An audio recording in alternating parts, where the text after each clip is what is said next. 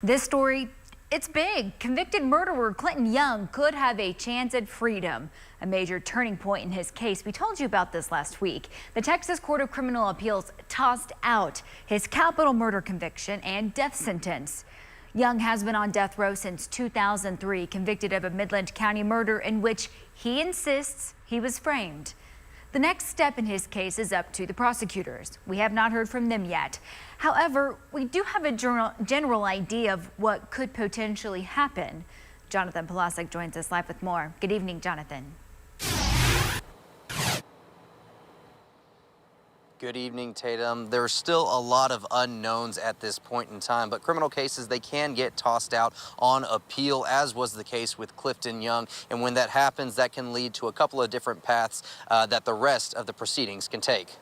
There are typically two outcomes when a case gets reversed on appeal. The appellate court, depending on what the reason is, can either send the case back and require that a new trial happen, or they can say that there was an error in the case, basically, and reverse the decision of the trial court. Meaning that they could find the defendant not guilty, but they could also just reverse the defendant's sentencing instead of going through with an entirely new trial. One part of the trial is the part of the trial where they decide if somebody's guilty or not, and then there's also a sentencing part of the trial.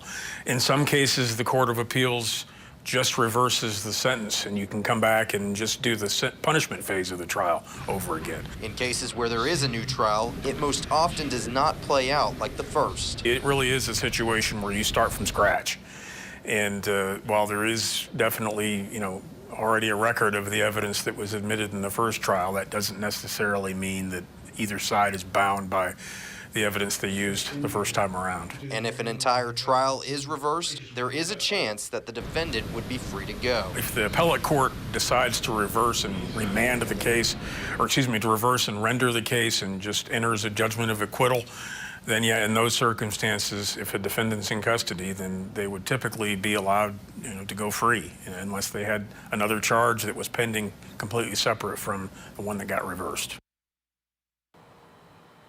Now, it is entirely possible that when cases get tossed, the outcome of the retrial could be the same, and the same evidence could be presented, the same prosecution, and even the same judge. But one thing that won't be the same is the jury in cases that get tossed that require a jury trial. Now, this is something that we will be keeping an eye on with regards to the Clinton Young trial. Reporting live in Midland, Jonathan Polasek, News West 9.